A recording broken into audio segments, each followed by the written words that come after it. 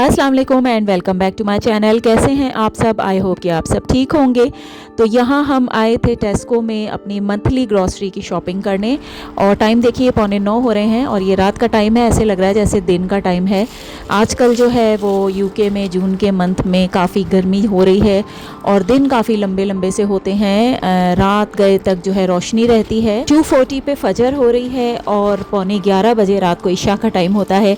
तो समझे बस 3.5-4 घंटे ही की रात होती है। जून के महीने में दिन इसलिए लंबे होते हैं क्योंकि अर्थ का जो नॉर्दर्न हेमिस्फीयर है वो सूरज की तरफ झुकता है। जून के आसपास 21 जून को यूके में सबसे लंबा दिन होता है। इस दिन की रोशनी लगभग 16 to 17 आवर्स तक रहती है, यानी 16-17 घंटे तक जो है रोशनी रहती है और रात बहुत ही छोटी होती है।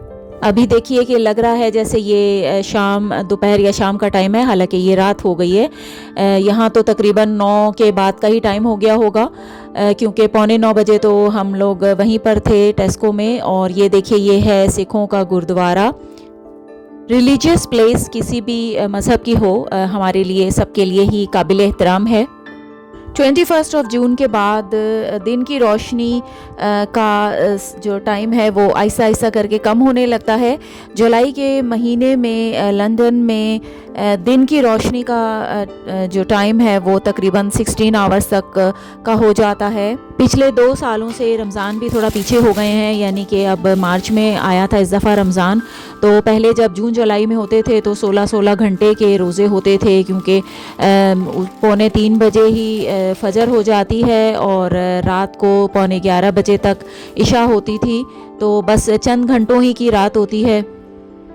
यहाँ बस सारा सामान आके निकाला और सब चीज़ों को ठिकाने लगाया। आजकल गर्मी भी बहुत ज़्यादा हो रही है, यानी कि जब आप देखो तो टेम्परेचर जो है वो 26-27 तक होता है, लेकिन जो रियल फील होती है ऐसे लगता है जैसे 30 से भी ऊपर है टेम्परेचर। यहाँ पे गर्मी बहुत ज़्यादा महसूस होती है। हालांकि जैसे हम बैक होम से इंडिया पाकिस्तान से हैं तो पाकिस्तान में तो इतनी गर्मी नहीं महसूस होती, मतलब 30 से ऊपर भी अगर टेम्परेचर हो, लेकिन यहाँ की गर्मी बहुत ज़्यादा लगती है। इसकी वजह यह है कि यहाँ की जो बिल्डिंग्स का डिज़ाइन है वो कोल्ड क्लाइमेट की तरह से डिज़ाइन हुआ है। इनमें थिक इंसुलेशन होती है ताकि कि सर्दी जो है वो रोकी जा सके। विंडोज़ भी छोटी होती हैं ताकि एयर फ्लो जो है वो उसका कम होता है, जिस वजह से जब गर्मी पड़ती है तो अंदर हीट ट्रैप हो जाती है और इसी वजह से यहाँ पे गर्मी ज़्यादा लगती है। एयर कंडीशन नहीं होता, फ़ैन भी नहीं होते, सीलिंग फ़ैन नहीं होते, तो लोग जो है वो टेबल फ़ैन वगैरह लेके उससे काम चलाते हैं और फ़ैन भी इतने स्ट्रॉन्ग नहीं होते जैसे बैक होम में होते हैं। यहाँ का वेदर भी बहुत ही रैपिडली चेंज हो जाता है। एकदम से कभी बारिश हो गई तो अचानक से गर्मी हो गई, तो इस वजह से लोग बीमार भी जल्दी से पड़ते हैं क्योंकि कभी एकदम ठंडी हो जाती है, कभी एकदम गर्मी हो जाती है। और अर्बन हीट आइलैंड इफ़ेक्ट है, यानी कि शहरी एरियाज़ में कंक्रीट बिल्डिंग्स और कार्स मिलकर हीट एब्जॉर्ब करते हैं और रात को भी हीट रिलीज़ करते हैं। इस इफ़ेक्ट को अर्बन हीट आइलैंड कहते हैं, जिससे सिटीज़ में गर्मी ज़्यादा होती है। सारी शॉपिंग ठिकाने लगाई और बिल हमारा बना था 123 पाउंड। जब बिल बनता है तो समझ नहीं आता कि हमने ऐसा क्या ले लिया है। तो हमारे पास कुछ वाउचर्स थे तो वो यूज़ करके तो शॉपिंग हमारी थोड़ी कम हो गई, 86 की बन गई। यहाँ हो गया डिनर टाइम और मैं बना रही थी कबाब और ये मैंने पहले से ही बॉईल कर लिया था। बीफ के कबाब बन रहे थे और इस तरह से मैं सारा जो हरा मसाला है और अनियन वगैरह मैं इस तरह से चॉपर में ही डाल के इसको चॉप कर लेती हूँ, तो वो फिर उसको अलग से काटने की ज़रूरत नहीं पड़ती। बस बहुत जल्दी से बन गया क्योंकि मैंने ये पहले से बॉईल कर लिया था। तो बस आके जल्दी जल्दी कबाब बनाए और ये हमारा डिनर था। बाहर की रोशनी भी आपको नज़र आ रही है, अभी तक रोशनी है बाहर। तो बस यहाँ पे समर इसी तरह का होता है, काफ़ी लंबे लंबे से दिन होते हैं और गर्मी जो है वो यहाँ की बर्दाश्त नहीं होती। शिद्दत काफ़ी ज़्यादा होती है गर्मी में बैक होम की निस्बत। हालांकि वहाँ टेम्परेचर ज़्यादा होता है लेकिन यहाँ गर्मी में शिद्दत बहुत ज़्यादा होती है। और स्काई आप देख सकते हैं कि स्काई जो है मुझे लगता है यहाँ पे बहुत नीचे है स्काई, बहुत क्लियर स्काई होता है।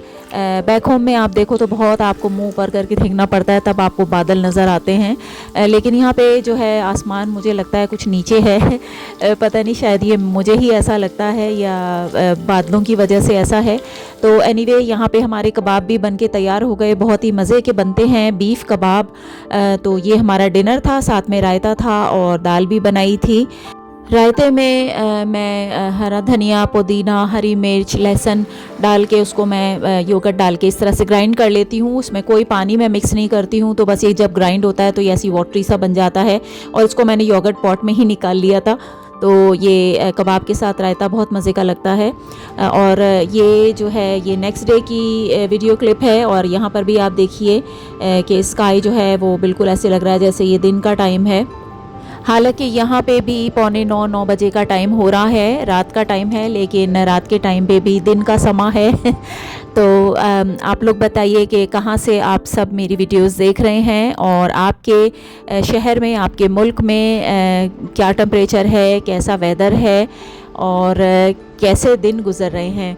तो आई होप कि आपको आज की वीडियो पसंद आई होगी। पसंद आती है तो लाइक करें और सब्सक्राइब करें। मिलती हूँ आपसे नेक्स्ट किसी वीडियो में, तब तक के लिए टेक केयर एंड अल्लाह हाफिज़।